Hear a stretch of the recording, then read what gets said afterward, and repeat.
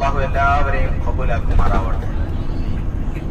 നമ്മുടെ നാട്ടില് ഒരാള് പള്ളിയിലേക്ക് പോകുന്നില്ല, ആ മനുഷ്യനെ പള്ളിയിലേക്ക് കൊണ്ടുവരികയാണെങ്കിൽ കൊണ്ടുവന്നയാളെ അള്ളാഹു ഇഷ്ടപ്പെടും, അവരുടെ ബന്ധുക്കൾ ഇഷ്ടപ്പെടും, നാട്ടുകാർ ഇഷ്ടപ്പെടും, കുടുംബം ഇഷ്ടപ്പെടും, ആ മനുഷ്യൻ ഇഷ്ടപ്പെടും. ഈ ട്രാവൽസ് ഏജൻസികളിലൂടെയും ഉസ്താദുമാരുടെ പരിശ്രമങ്ങളിലൂടെയൊക്കെ ചെയ്യുന്ന വളരെ പ്രധാനപ്പെട്ട പരിപാടി എന്താണെന്ന് പറഞ്ഞാൽ, മഹാനായ ആദം നബി അലൈഹിസ്സലാത്തു വസ്സലാം മുതൽ ഇന്നോളമുള്ള സാലിഹീങ്ങൾ, മുത്തഖീങ്ങൾ, മുഅ്മിനീങ്ങൾ, ചരിത്രത്തിന്റെ ഭാഗമായവർ ഭൂമിയിലെ ഏറ്റവും ശ്രേഷ്ഠമായ സ്ഥലമായ കഅബയിലേക്കാണ് കൊണ്ടുവരുന്നത്.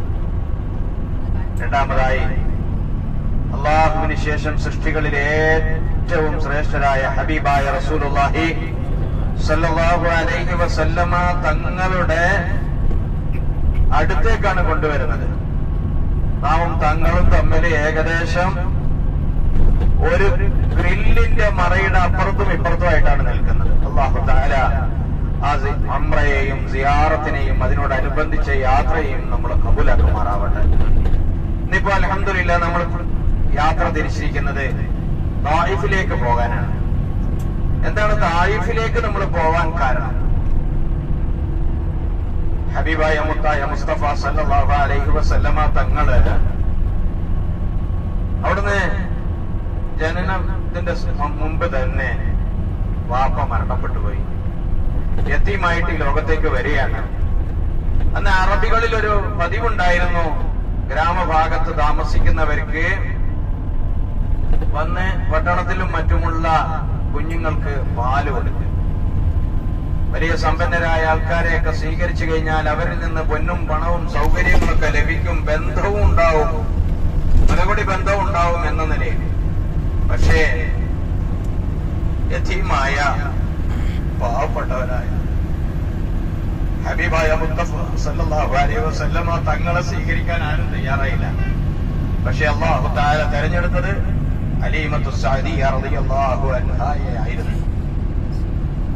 മെലിഞ്ഞ ഒട്ടകമായിരുന്നു. കൂടെ വേറൊരു കുഞ്ഞും ഉണ്ടായിരുന്നു, ഹലീമ റളിയല്ലാഹു അൻഹ. ഹലീമ റളിയല്ലാഹു അൻഹ ഹബീബായ റസൂലുള്ളാഹി സല്ലല്ലാഹു അലൈഹി വസല്ലമ തങ്ങളെയും വാങ്ങിയിട്ട് നേരെ പോയത് എവിടെയായിരുന്നു? തായിഫിലേക്കായിരുന്നു. തന്റെ ജനനം മുതൽ 4 വയസ്സ് വരെ നമ്മുടെ മുത്തായ മുസ്തഫ സല്ലല്ലാഹു അലൈഹി വസല്ലമ തങ്ങൾ താമസിച്ചത് എവിടെയാണ്? തായിഫിലാണ്. നാം തായിഫ് എന്ന് കേൾക്കുമ്പോൾ ഒരു കുറെ കല്ലെറിഞ്ഞ, കുറെ പീഡനത്തിന്റെ, മർദ്ദനത്തിന്റെ കഥകളാണ് കേൾക്കുന്നത് എങ്കിൽ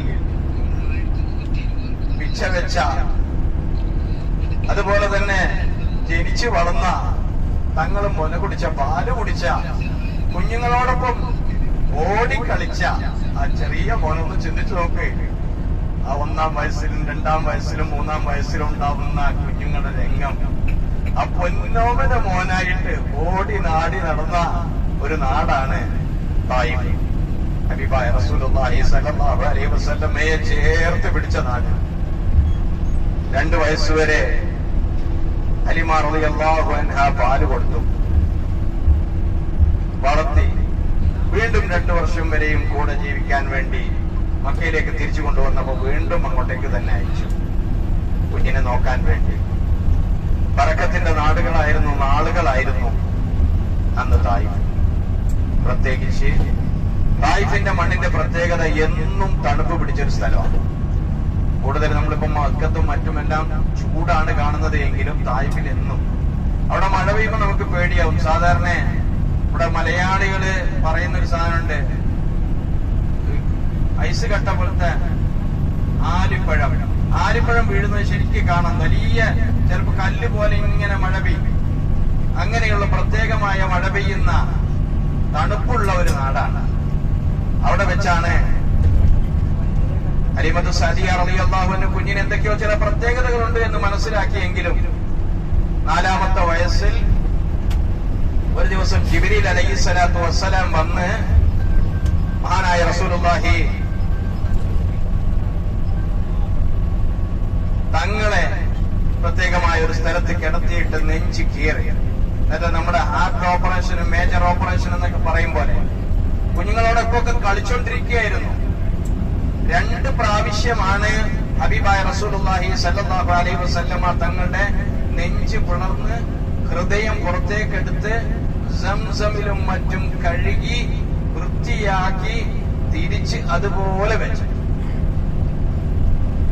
ഒന്നാമത്തത് തങ്ങളുടെ 4 വയസ്സിന് മുമ്പ് തായിഫിൽ വെച്ച് ആദ്യമായി ഹബീബായ തങ്ങൾ സല്ലല്ലാഹു അലൈഹി വസല്ലമയുടെ നെഞ്ചിനെ ജിബ്രീൽ അലൈഹിസ്സലാത്തു വസ്സലാം കീറിക്കൊണ്ട് ഹൃദയത്തെ പുറത്തെടുത്ത് സംസം കൊണ്ട് കഴുകുകയും അതുപോലെ തന്നെ ഇൽമും ഹിക്മത്തും നിറച്ചു കൊടുക്കുകയും ചെയ്തത്. ഈ സമയത്ത് കൂടെയുള്ള കുഞ്ഞുങ്ങൾ മുഴുവനും മുഹമ്മദ് സല്ലല്ലാഹു അലൈഹി വസല്ലമയെ കൊല്ലപ്പെട്ടു എന്നും പറഞ്ഞിട്ട് കരഞ്ഞുകൊണ്ട് ഓടി ഹലീമത്തു സഅദിയ റളിയല്ലാഹു അൻഹയുടെ മുമ്പിൽ പേടിച്ചുപോയി. പിന്നീട് നോക്കിയപ്പോൾ ജീവനോട് നല്ല ഹാപ്പിയത്തോടെ തിരിച്ചു വരുന്നു. അന്നേരം തന്നെ മനസ്സിലായി ഇത് സാധാരണ ഒരു അവസ്ഥയല്ല. ഇത് അന്ന് മേജർ ഓപ്പറേഷനോ കട്ടിങ്ങോ ഒന്നുമില്ലാത്ത സമയം ഹബീബായ തങ്ങൾ സല്ലല്ലാഹു അലൈഹി വസല്ലമയ്ക്ക് ഇൽമും ഹിക്മത്തും ജിബ്രീൽ അലൈഹിസ്സലാമിലൂടെ നിറച്ചു കൊടുക്കാൻ വേണ്ടി തെരഞ്ഞെടുത്ത മണ്ണേതായിരുന്നു? തായിഫാണ്. മനസ്സിലാക്കണം, നമുക്ക് തായിഫിന് മഹത്വം ഉണ്ടോ എന്ന്. ഒന്നാമത്തെ മഹത്വം എന്താണ്? ഹബീബായ തങ്ങൾ സല്ലല്ലാഹു അലൈഹി വസല്ലമയുടെ 4 വയസ്സ് വരെ ജീവിച്ച സ്ഥലം. രണ്ടാമതായി അവിടുന്ന് പാല് കുടിച്ച് വളർന്നത്, തന്റെ മുലകുടി ബന്ധത്തിലൂടെയുള്ള ഉമ്മയുടെ നാട്. അതുപോലെ തന്നെ തീർന്നില്ല, ഹബീബായ റസൂലുള്ളാഹി സ്വല്ലല്ലാഹു അലൈഹി വസല്ലമയുടെ ഹൃദയം വളർന്ന നാട്. നാളുകൾ കഴിഞ്ഞു.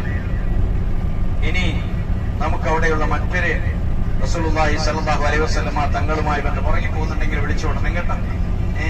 കാരണം വളരെ ഗൗരവമായിട്ട് എന്തിനാണ് നമ്മൾ ഇത്രയും പൈസ ചെലവഴിച്ച് ഇത്രയും സമയം ചെലവഴിച്ച് അങ്ങോട്ട് പോകുന്നത് എന്നുള്ളത് പഠിച്ചെടുക്കണമല്ലോ, അല്ലേ? അല്ലാതെ എന്തോ ഒരു യാത്ര ചെയ്യാനല്ല. മനസ്സിലാക്കേണ്ടത് ഇതുപോലുള്ള യാത്രകൾ കൊണ്ട്, സാധാരണ യാത്ര കൊണ്ട് ശരീരത്തിനാണ് സുഖവും ദുഃഖവും.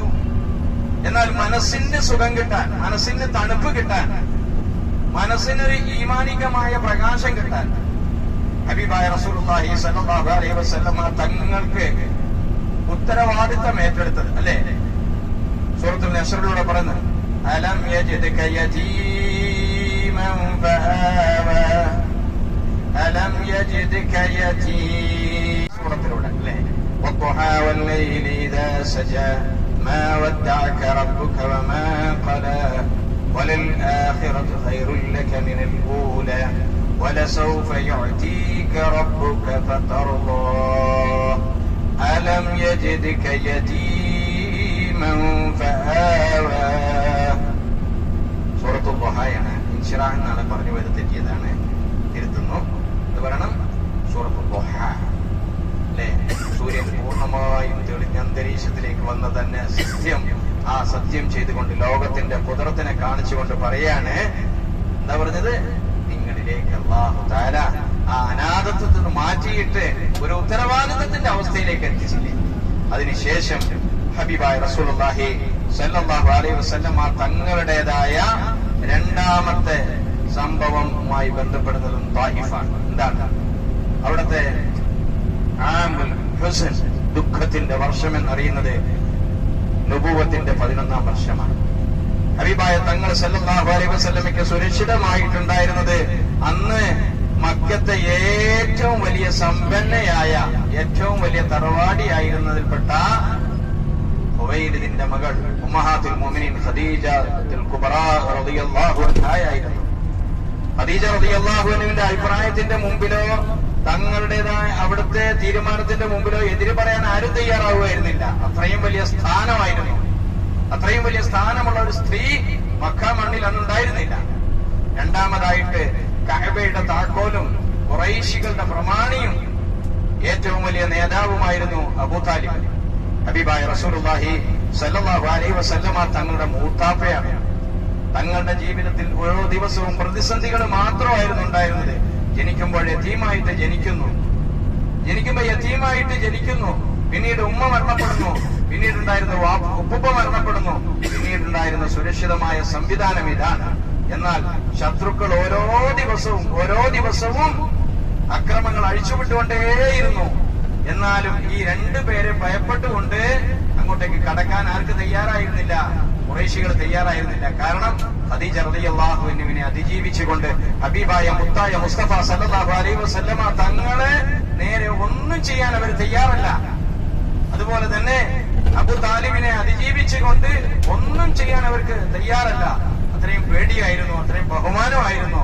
എന്നാൽ അവർ രണ്ടുപേരും ഈ ലോകത്തു നിന്നും പിരിഞ്ഞത് നുബുവത്തിന്റെ 11ാം വർഷമാണ്. പിന്നെ ത്യാഗമായി, പീഡനമായി, മർദ്ദനമായി, നഷ്ടത്തിൽ നിന്നും നഷ്ടമായി, അവസാനമായിട്ട് തന്റെ ദൂരപ്പെട്ട കുടുംബം എന്ന നിലയിൽ എവിടത്തേക്ക് പോകാൻ തീരുമാനിച്ചു? തായിഫിലേക്ക് ഹബീബായ റസൂലുള്ളാഹി സല്ലല്ലാഹു അലൈഹി വസല്ലമ തങ്ങൾ പോവാണ്. സല്ലല്ലാഹു അലൈഹി വസല്ലമ തങ്ങൾ അവിടെ നിന്നും യാത്ര പുറപ്പെട്ടു. മക്കയിലെ തായിഫിലെ സഖീഫ് ഗോത്രത്തിലേക്ക് വന്നിട്ട് അവരോട് പറഞ്ഞു, നിങ്ങൾ എന്നെ ഉപകാരം ചെയ്തില്ലെങ്കിലും ഉപദ്രവിക്കരുത്. അപ്രമാണിമാരും സ്വീകരിക്കാൻ തയ്യാറായില്ല എന്ന് മാത്രമല്ല, വളരെ മോശമായിട്ട് പെരുമാറി. സഹിക്കാൻ കഴിയാതെ നബിതങ്ങൾ സല്ലല്ലാഹു അലൈഹി വസല്ലമയുടെ ജീവിതത്തിലെ ഏറ്റവും വലിയ വേദനയുടെ ദിവസം, ഏറ്റവും വലിയ വേദനയുടെ സമയം, പാപ്പയും ഉമ്മയും ഉപ്പുപ്പയും മൂത്താപ്പയും ഭാര്യയും നാടുമെല്ലാം നഷ്ടപ്പെട്ട് തന്റെ ദൂരപ്പെട്ട കുടുംബം നമ്മളെ സഹായിക്കുമെന്ന് കാണുന്ന ഈ അവസരത്തിൽ ഹബീബായ റസൂലുള്ളാഹി സല്ലല്ലാഹു അലൈഹി വസല്ലമ തങ്ങളെ സഹായിക്കേണ്ടിരുന്ന ആ വർഗം അവിടെ നിന്ന് മോശമായിട്ട് പെരുമാറി. അവസാനം തങ്ങൾ ഒരു തോട്ടത്തിലേക്ക് വന്നിരിക്കുന്നു. ആ തോട്ടത്തിൽ സംരക്ഷണം കൊടുത്ത ഒരാളാണ്. അതിന്റെ പേരിൽ അവരെല്ലാം കൂടിയിട്ട് അദ്ദേഹത്തെ കൊന്നുകളഞ്ഞു. നബിതങ്ങൾ സല്ലല്ലാഹു അലൈഹി വസല്ലം അവരും പാറയുടെ കീഴിൽ വന്നിട്ട് ബലഹീനമായിട്ട് പറഞ്ഞു, യാ റബ്ബി, എന്റെ ബലഹീനതയും എന്റെ ഈ അവസ്ഥയും ഞാൻ നിന്റെ മുമ്പിലേക്ക് അവതരിപ്പിക്കുന്നു നാഥ. എന്നെ ഇങ്ങനെയുള്ള ഒരു അവസ്ഥയിലേക്ക് നീ ആക്കല്ല എന്നുള്ള നിലയിൽ നിരാശമായി ഈ അവസരത്തിലാണ് മലകളുടെ നേതാവായ ഉത്തരവാദികളായ മലക്കുകളെയും ജിബ്രീൽ അലൈഹിസ്സലാത്തു വസ്സലാമിനെയും കൂട്ടിക്കൊണ്ട് ഹബീബായ റസൂലുള്ളാഹി സല്ലല്ലാഹു അലൈഹി വസല്ലമ തങ്ങളുടെ അടുക്കലേക്ക് വരുന്നു. ഈ സമയത്ത് അവിടുന്ന് പറഞ്ഞു, തങ്ങൾ സല്ലല്ലാഹു അലൈഹി വസല്ലമയോട് പറയാണ്, ഈ കാണുന്ന മലകളെ കൂട്ടിയിടിപ്പിച്ചുകൊണ്ട് ഈ നാടിനെ നശിപ്പിക്കാൻ ഞാൻ തയ്യാറാണ്. തങ്ങൾ പറഞ്ഞു, വേണ്ട, ഒന്നും ചെയ്യരുത്. അല്ലാഹുമ്മ ഗഫിർ ലിഖൗമി ഫഇന്നഹും ലാ യഅലമൂൻ. അല്ലാഹുമ്മ ഗഫിർ ലിഖൗമി ഫഇന്നഹും ലാ യഅലമൂൻ. കാലിൽ നിന്ന് ഒലിക്കുന്ന രക്തം ചെരുപ്പിലേക്ക് ചേർന്നുകൊണ്ട് ഒട്ടിപ്പിടിച്ച് നടക്കാൻ കഴിയാതെ, ഒരു തുള്ളി വെള്ളം കിട്ടാതെ, ഒരു ഭക്ഷണം കിട്ടാതെ നിരാശമായി നിൽക്കുന്ന സമയത്തും വേദനിപ്പിച്ച സമൂഹത്തിന്റെ മുമ്പിലേക്ക് വന്നിട്ട് പറയുന്നത്, അല്ലാഹുമ്മ ഗഫിർ ലിഖൗമി, അല്ലാഹുവേ ഈ സമൂഹത്തിന് നീ പുറത്തു കൊടുക്കണേ, അവരറിയാത്തവരാണ്. ഈ രീതിയിൽ അവരെന്ത് ചെയ്തു? പാപമോചനം ചെയ്തു. എന്നാലും നാം ഒരിക്കലും ആരെ വെറുക്കരുത്? തായിഫിന്റെ സമൂഹത്തെ വെറുക്കരുത്. തായിഫിന്റെ സമൂഹത്തെ നാം വെറുക്കരുത്. ഉറങ്ങിപ്പോയിട്ടുണ്ടെങ്കിൽ നമുക്ക് നിർത്താം, അല്ലേ? അതിൽ നിന്നും ആദ്യമായ ഒരു സഹാബി ഉണ്ടാവുകയാണ്, ഉർവത്ത് ബിൻ മസ്ഊദ് സഖഫി റളിയല്ലാഹു അൻഹു ആണ് ആദ്യമായി തായിഫിൽ നിന്നും ഇസ്ലാം മതം സ്വീകരിച്ച സഹാബി. ആരാണ്? ഉർവത്ത് ബിൻ മസ്ഊദ് സഖഫി റളിയല്ലാഹു അൻഹു, സഖീഫ് ഗോത്രത്തിൽ. നാളുകൾക്ക് ശേഷം ഹബീബായ റസൂലുള്ളാഹി സ്വല്ലല്ലാഹു അലൈഹി വസല്ലമ തങ്ങളെ കണ്ടുമുട്ടിയിട്ട് പറയാണ് ഇസ്ലാമിന്റെ കാര്യങ്ങള്, ഞാൻ ഈ ദീനിനെ സത്യമായി മനസ്സിലാക്കുന്നു, ഞാനിത് എന്റെ നാട്ടിലേക്ക് പറഞ്ഞു. നീ പോയി പറയരുത്, നിന്നെ കൊന്നുകളയവർ ഇല്ല. അവർ സ്വീകരിക്കുകയാണ് എങ്കിൽ ഞാൻ ആ സമൂഹത്തെ കൊണ്ട് ഇങ്ങോട്ട് വരും, അതല്ല എങ്കിൽ ഞാൻ അവിടെ കിടന്ന് ഷഹീദാകുമെന്ന് പറഞ്ഞു. നേരെ പോയി അവിടുത്തെ തായിഫിന്റെ മലമുകളിലും വീടുകളിലും കയറി ലാ ഇലാഹ ഇല്ലല്ലാഹ് എന്ന് പറഞ്ഞു. നാട്ടുകാർ വിട്ടില്ല, ഉടനെ തന്നെ കൊന്നുകളഞ്ഞു. ഹബീബായ റസൂലുള്ളാഹി സ്വല്ലല്ലാഹു അലൈഹി വസല്ലമ തങ്ങൾക്ക് തായിഫിന്റെ ആ ഭാഗത്ത് നടന്ന സംഭവത്തെ വഹീയിലൂടെ റസൂലുള്ളാഹി സ്വല്ലല്ലാഹു അലൈഹി വസല്ലം തങ്ങൾ പറഞ്ഞു, അവിടുന്ന് പറയാണ് അന്നഹു സാഹിബുൽ യാസീൻ. ഉർവത്ത് ബിൻ മസ്ഊദ് സഖഫി റളിയല്ലാഹു അൻഹുവിനെ കുറിച്ച് പറയാണ്, അവരാരാണ്? സാഹിബുൽ യാസീനാണ്. സാഹിബുൽ യാസീൻ എന്ന് പറഞ്ഞാൽ എന്താണ്? യാസീൻ ഷരീഫിലെ അള്ളാഹുവിന്റെ ദീനിന് വേണ്ടി, അള്ളാഹുവിന് വേണ്ടി ജീവിച്ച് ഈ ലോകത്ത് നിന്നും പിരിഞ്ഞുപോയ ഹബീബുൻ നജ്ജാർ എന്ന് പറഞ്ഞ ഒരു വലിയായ മുൻഗാമികളുടെ സമൂഹത്തിൽപ്പെട്ട ഒരാളുടെ ചരിത്രം പറയുന്നുണ്ട്. ഖീല ദുഖുലുൽ ജന്ന ഖാല യാ ലൈത ഖൗമി യഅലമൂൻ ബിമാ ഗഫറ ലീ റബ്ബി വജഅലനീ മിനൽ മുക്രമീൻ. എന്നെ കൊന്നു എന്നത് ശരിയാണ്, പക്ഷേ പറയപ്പെടുകയാണ് ഖീല ദുഖുലുൽ ജന്ന, സ്വർഗത്തിലേക്ക് കടക്കപ്പെട്ടു, സ്വർഗത്തിലേക്ക് പ്രവേശിച്ചു. എന്നിട്ട് അവിടുന്ന് ഹബീബുൻ നജ്ജാറിന് എന്തായിരുന്നു സങ്കടം? ഖാല യാ ലൈത ഖൗമി യഅലമൂൻ, എന്റെ ജനത ഇതൊന്ന് അറിഞ്ഞിരുന്നെങ്കിൽ എന്നായിരുന്നു പറഞ്ഞു. ആ രീതിയിൽ ഹബീബുൻ നജ്ജാറിന്റെ അതേ കൂലിയായിരുന്നു ഉർവത്ത് ബിൻ മസ്ഊദ് സഖഫി റളിയല്ലാഹു അൻഹു. തീർന്നില്ല, അങ്ങനെയുള്ള ഒരു സഹാബിയെ സൃഷ്ടിച്ചെടുത്ത നാട് ഏതാണ്? തായിഫുകാരനാണ്. നമുക്ക് വെറുക്കാൻ പറ്റുമോ തായിഫിന്? ഇല്ല. അന്നഹു സാഹിബുൽ യാസീൻ എന്ന് പറഞ്ഞ ആ സഹാബിയുടെ നാടിനെ നമ്മൾ വെറുക്കരുത്. മഹാനായ റസൂലുള്ളാഹി സ്വല്ലല്ലാഹു അലൈഹി വസല്ലം തങ്ങൾ പാല് കുടിച്ച് 4 വർഷം വരെ ജീവിച്ച ആ നാടിനെ നമ്മൾ വെറുക്കരുത്. നമ്മൾ എപ്പോഴും ചരിത്രം കേൾക്കുമ്പോ, തായിഫ് എന്ന് കേൾക്കുമ്പോ വല്ലാതെ പേടി തോന്നും. മറുവശത്ത് നന്മ നോക്കിയിട്ട് നമ്മൾ അവരെ എന്ത് ചെയ്യണം? ബഹുമാനിക്കുന്ന, ആദരിക്കുന്ന അവസ്ഥയും കൂടെ ഉണ്ടാവണം. തീർന്നില്ല, ഇന്ത്യ ചരിത്രത്തിൽ ആദ്യഘട്ടമായിട്ട് മുസ്ലിം ആവുന്നത് ആരായിരുന്നു? ചേരമാൻ പെരുമാൾ ആയിരുന്നു. താജുദ്ദീൻ എന്ന് പറഞ്ഞ സഹാബിയാണ്. ഇന്ത്യയുടെ ഭരിച്ച രാജാവായിരുന്നു. ചന്ദ്രൻ പുലരുന്നത് കണ്ട് അതിന്റെ ഡേറ്റ് എഴുതി വെച്ച് സഹാബാക്കളോട് ചോദിക്കുകയും പിന്നീട് ഇസ്ലാം മതം സ്വീകരിക്കാൻ വേണ്ടി മദീനയിലേക്ക് വരികയും മദീന പള്ളിയുടെ പരിസരത്തിരുന്നപ്പോ ഇഞ്ചിയുടെ പാത്രവുമായിട്ടായിരുന്നു നബി തങ്ങൾ സല്ലല്ലാഹു അലൈഹി വസല്ലമയെ സ്വീകരിക്കാൻ വേണ്ടി വന്നത്. ദൂരെ മാറിയിരുന്ന് ഹബീബായ റസൂലുള്ളാഹി സല്ലല്ലാഹു അലൈഹി വസല്ലമയെ വീക്ഷിക്കുന്നത് കണ്ട നബി തങ്ങൾ പറഞ്ഞു, ദാക മലികുൽ ഹിന്ദ്, അതാ ഇന്ത്യയുടെ ഒരു രാജാവിരിക്കുന്നു. വിളിച്ചു കൊണ്ടുവന്നു, സ്വീകരിച്ചു. അവിടെ നിന്ന് നമ്മൾ നാട്ടിലേക്ക് പോകുമ്പോ ഈത്തപ്പഴമൊക്കെ എടുത്ത് കൊടുക്കുന്നത് പോലെ അവരെന്തെടുത്ത് കൊടുത്തു? ഇഞ്ചിയെ. നബി തങ്ങൾ സല്ലല്ലാഹു അലൈഹി വസല്ലമ ഇന്ത്യയുടെ ഇഞ്ചി പൊട്ടിച്ചിട്ട് എല്ലാവർക്കും ഇങ്ങനെ കുറച്ച് കൊടുത്തു. അതാണ് ശേഷം തിരിച്ചു പോകുമ്പോൾ സലാലയിൽ വെച്ചിട്ടായിരുന്നു അവർ മരണപ്പെടുന്നത്. ഇന്നും അവിടെ എഴുതി വെച്ചിട്ടുണ്ട് ആ ചരിത്രം. ഏതായിരുന്നാലും പിന്നീട് മാലിക് ദീനാറിന്റെ സംഘം കേരളത്തിലേക്ക് വരുന്നു. അങ്ങനെയാണ് ഇസ്ലാം ഉണ്ടാവുന്നത്. എന്നാൽ രണ്ടാമത് സിന്ധ് മുഴുവനും, അതായത് പൗരാണിക ഇന്ത്യ, ബർമയും പാകിസ്ഥാനും അഫ്ഗാനിസ്ഥാനും ബംഗ്ലാദേശും എല്ലാം അടങ്ങുന്ന ഇന്ത്യ, ആ ഇന്ത്യയിലേക്ക് ഇസ്ലാം വരുന്നത് എങ്ങനെയാണെന്ന് പറഞ്ഞാൽ, ബംഗാൾ ഉൾക്കടലിന്റെ ഭാഗത്ത് കൊള്ളയടിച്ചുകൊണ്ടും അക്രമം ചെയ്തുകൊണ്ടും ഒരു സമൂഹം നിൽക്കുമ്പോൾ നാവികസേന, അതായത് കപ്പൽ പടയുമായി യാത്ര ചെയ്ത് അതിജീവിക്കാൻ കഴിയുന്ന ഒരു സംഘമുണ്ടാവണമെന്ന ആഗ്രഹത്തിന്റെ പേരിൽ അവരുടെ അക്രമങ്ങൾ തടയാൻ വേണ്ടി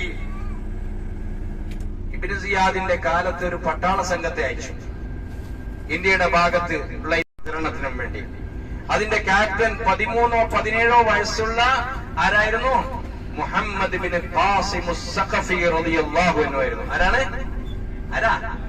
മുഹമ്മദ് ബിൻ ഖാസിം സഖഫി റളിയല്ലാഹു അൻഹു. മുഹമ്മദ് ബിൻ ഖാസിം സഖഫി റളിയല്ലാഹു അൻഹു വന്ന് ബംഗാൾ ഉൾക്കടൽ വഴി വന്നിട്ടാണ് ഇസ്ലാമിനെ ഏറ്റവും കൂടുതലായിട്ട് പരസ്യം ചെയ്തിരുന്നത്. ഇപ്പോൾ മനസ്സിലാക്കേണ്ടത്, ഇന്ത്യയിലേക്ക് കേൾക്കുവാണ്, ശ്രദ്ധിച്ചിട്ട് ഇതും കൂടെ കേട്ടോ. ഇന്ത്യയിലേക്ക് ഇസ്ലാം മതം സഹാബത്തിന് ശേഷം ഏറ്റവും കൂടുതൽ കടന്നു വന്നത് ആരിലൂടെയായിരുന്നു? മുഹമ്മദ് ബിൻ ഖാസിം സഖഫിയിലൂടെയായിരുന്നു. മുഹമ്മദ് ബിൻ ഖാസിം സഖഫി റളിയല്ലാഹു അൻഹു റഹിമഹുല്ലാഹ് ഇന്ത്യയിലേക്ക് വന്നിട്ട് ഇസ്ലാം മതം പ്രചരിപ്പിച്ചിട്ടുണ്ടെങ്കിൽ ആ സഖഫി ആരായിരുന്നു?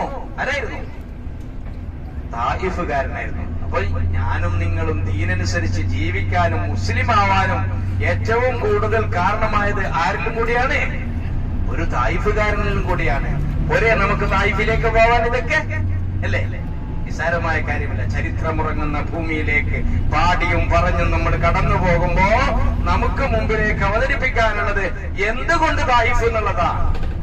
ഹബീബായ റസൂലുള്ളാഹി സ്വല്ലല്ലാഹു അലൈഹി വസല്ലമ തങ്ങൾ ഫത്ഹ് മക്കയും കഴിഞ്ഞ് പിന്നീട് നേരെ തായിഫിലേക്ക് പോകുന്നു. തായിഫിന്റെ ജനത കൂട്ടമായി ഇസ്ലാമിലേക്ക് വരുന്നു. അതിനുശേഷം നേരെ വന്ന് വീണ്ടും ഉംറ ചെയ്യുകയും ചെയ്തു. നാമും തായിഫിലേക്ക് വന്ന് മടങ്ങുന്ന സമയത്ത് ഇഹ്റാം കെട്ടിയിട്ട് ഒന്ന് ഉംറ ചെയ്യുന്നു. എന്തൊരു സൗന്ദര്യമാണ് അല്ലേ? ഹബീബായ തങ്ങൾ സല്ലല്ലാഹു അലൈഹി വസല്ലമ തായിഫിന്റെ നാട്ടിലേക്ക് മൂന്നാമത്തെ പ്രാവശ്യം പോകുന്നത് ഇസ്ലാമിന്റെ വെണ്ണക്കൊടി പാറിക്കാനായിരുന്നു. അതിനെ ഇസ്ലാമിന്റെ കീഴിലേക്കായി എന്ന് പ്രഖ്യാപിക്കാനായിരുന്നു. ഒരു നാളിൽ ഹൃദയം കീറിക്കൊണ്ടും പാല് കുടിച്ചുകൊണ്ടും ജീവിച്ചിരുന്ന കുഞ്ഞുനാൾ മറുനാളിൽ രക്തം ചെരുപ്പിലേക്ക് ഒട്ടിക്കൊണ്ടിരുന്നതായ നാട്. മൂന്നാമതായിട്ട് ഹബീബായ റസൂലുള്ളാഹി സ്വല്ലല്ലാഹു അലൈഹി വസല്ലമ തങ്ങൾ പോകുന്നത് ഇസ്ലാമികമായ വിജയം അവിടെ പ്രഖ്യാപിക്കാൻ വേണ്ടിയായിരുന്നു. ആ യുദ്ധത്തിന് ശേഷമാണ് നബി തങ്ങൾ സല്ലല്ലാഹു അലൈഹി വസല്ലമ ഉംറയും ചെയ്തിട്ട് തിരിച്ചു പോകുന്നത്.